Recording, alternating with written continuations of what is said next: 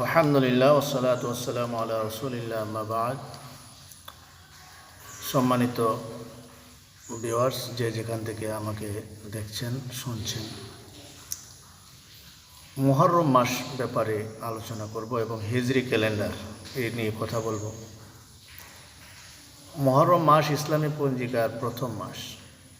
রাসূলুল্লাহ সাল্লাল্লাহু আলাইহি সাল্লামের সময়ে ও তার পূর্বে রোমান, পার্সিয়ান ও অন্যান্য জাতির মধ্যে তাদের নিজস্ব ক্যালেন্ডার বা পঞ্জিকা প্রচলিত ছিল।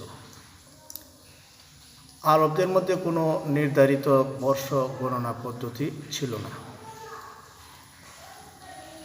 বিভিন্ন ঘটনার উপর নির্ভর করে তারিখ বলা হতো, যেমন অমুক ঘটনার অথবা অমুক কাহিনীর কত বৎসর পরে, এভাবে তারা সন তারিখ ঠিক রাখত, মনে রাখত। খলিফা উমর রাদিয়াল্লাহু তাআলা আনহুর খিলাফতের তৃতীয় বা চতুর্থ বৎসরে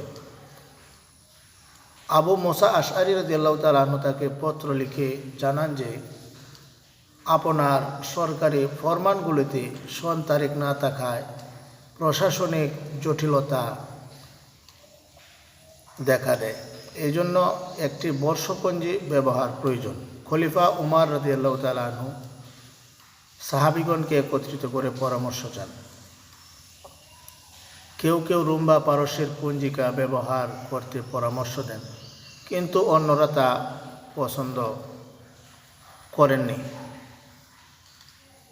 অপছন্দ করেছেন সকলেই, এবং মুসলিমদের জন্য নিজস্ব পঞ্জিকার প্রয়োজনীয়তার কথা বলেন।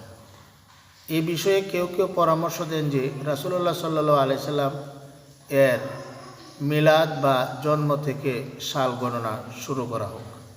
কেউ কেউ তার নবুয়াত থেকে, কেউ কেউ তার হিজরত থেকে এবং কেউ কেউ তার ওফাত থেকে বর্ষ গণনার পরামর্শ দেন। হযরত আলী রাদিয়াল্লাহু তাআলা আনহু হিজরত থেকে সাল গণনার পক্ষে জোরালো পরামর্শ দেন। খলিফা উমর রাদিয়াল্লাহু তাআলা আনহু এই মত গ্রহণ করে হিজরত থেকে সাল গণনার কথা ধার্য করা হয়। এই জন্য আমাদের হিজরত থেকে সাল গণনা শুরু করা হয়ে আসছে। সাহাবীগণ হিজরত থেকে সাল গণনার বিষয়ে একমত পোষণ করেন। কোন মাস থেকে বর্ষ গণনা শুরু করতে হবে সে বিষয়ে পরামর্শ চাওয়া হয়। কেউ কেউ রবিউল আউয়াল মাসকে বৎসরের প্রথম মাস হিসেবে গণনা করার পরামর্শ দেন, কারণ রাসূল সাল্লাল্লাহু আলাইহি সাল্লাম এই মাসে হিজরত করে মদিনায় গমন করেন। 12 রবিউল আউয়াল তিনি মদিনায় পৌঁছান। কেউ কেউ রমাদান থেকে বর্ষ শুরু করার পরামর্শ দেন, কারণ রমাদান মাসে আল্লাহ কুরআন নাজিল করেছেন। সর্বশেষ তারা মুহররম মাস থেকে বর্ষ শুরুর বিষয়ে একমত হন, কারণ এই মাসটি 4টি হারাম বা সম্মানিত মাসের একটি। এছাড়া ইসলামের সর্বশেষ রুকন হজ পালন করে মুসলিমগণ এই মাসেই দেশে ফিরেন। হজ পালনকে বৎসরের সর্বশেষ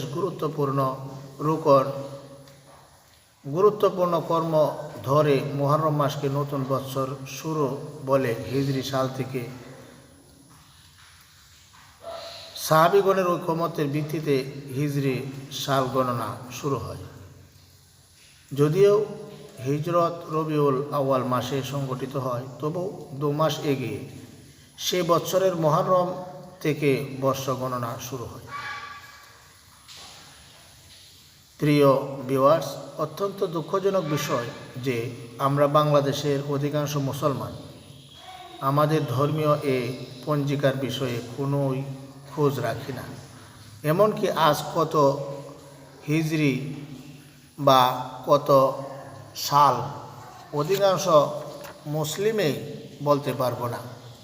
আমরা যে ইংরেজি সাল ব্যবহার করি তা মুঠেও ইংরেজি নয়, বরং তা খ্রিস্টীয় ধর্ম যীশু খ্রিস্টের প্রায় 1600 বছর পরে, অর্থাৎ 1582 খ্রিস্টাব্দের পোপ অষ্টম গ্রেগরি তৎকালে প্রচালিত প্রচলিত প্রাচীন রোমান জুলিয়ার ক্যালেন্ডার সংশোধন করে যীশু খ্রিস্টের জন্মকে সাল গণনার শুরু করে ধরে পঞ্জিকা প্রচলন করেন, যা গ্রেগরিয়ান ক্যালেন্ডার ও খ্রিস্টিয়ান ক্যালেন্ডার নামে পরিচিত।